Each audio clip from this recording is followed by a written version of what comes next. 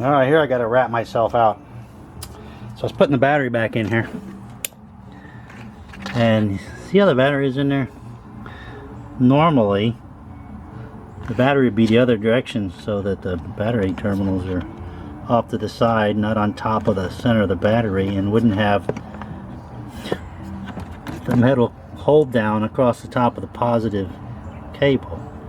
But this is Chinese, so I put the battery in the way it looks like it would fit with the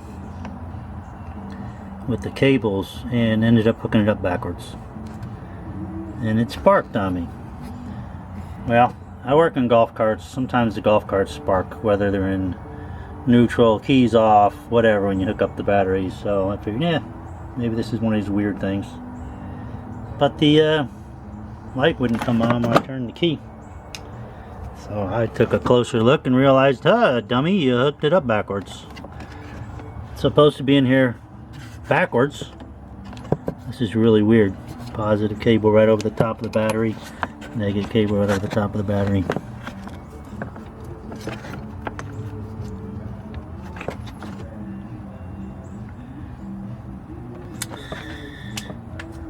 Yeah, otherwise the positive would be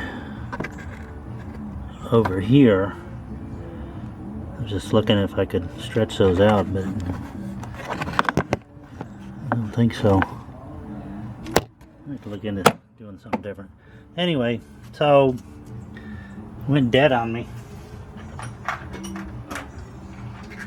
So sorry, I wasn't ready with my box of fuses.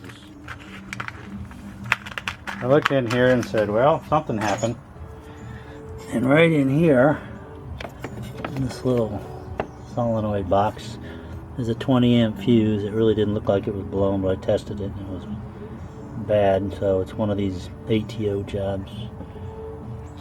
So let's see, that goes in there like so.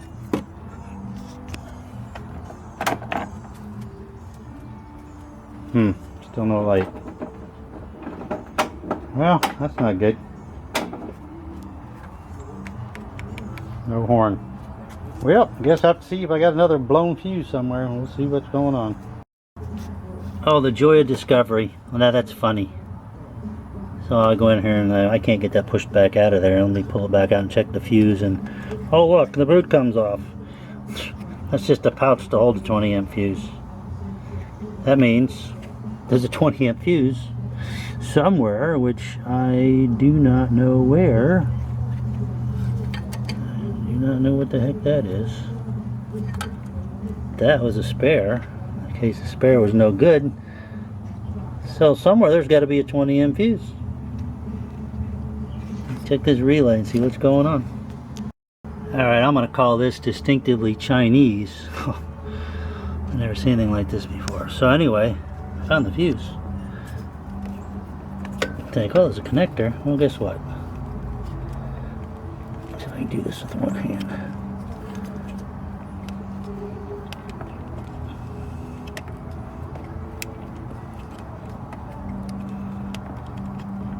I'm just being stubborn. Oh.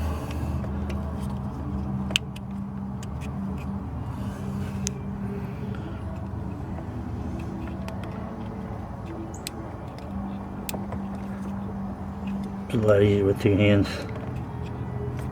Stand by. Okay, so under there, pull that off, is the 20 amp fuse. It had to be somewhere close.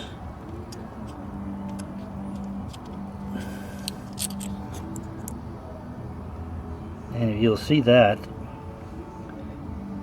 boom, blown fuse.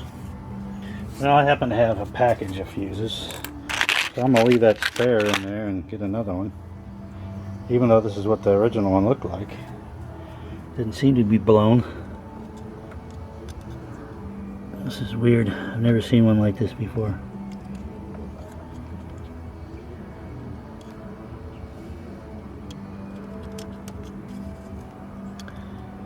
So, the fuse back in there.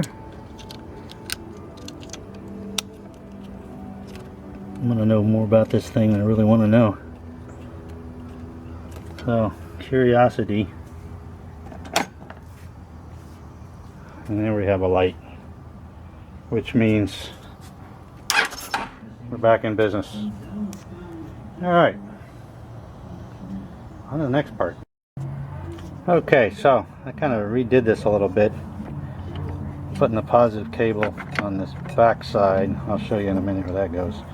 But this little doohickey thingy, this is a relay solenoid, whatever, for the starter. I put the connector underneath these cables over here because it was hanging up on them. You see this little blade pin that goes up under here. So let's see if we can get it to mount on there, and I'm going to put the cable on top of that. There it goes. So that belongs mounted in there. I redid the cable to actually flip the battery on and see if I could put it in there differently, but no, cannot. But putting the positive cable on that side will now put the tie down. Yeah, it's still going to hit that a little bit, but the way it's configured, I can run this underneath that. Drives me crazy when it does that. It's because I had the key on. Idiot. Okay. So, yeah, it's like it's hooked up correctly. So I'll move that over a little bit and see if we can get that down so it clears that battery a little better.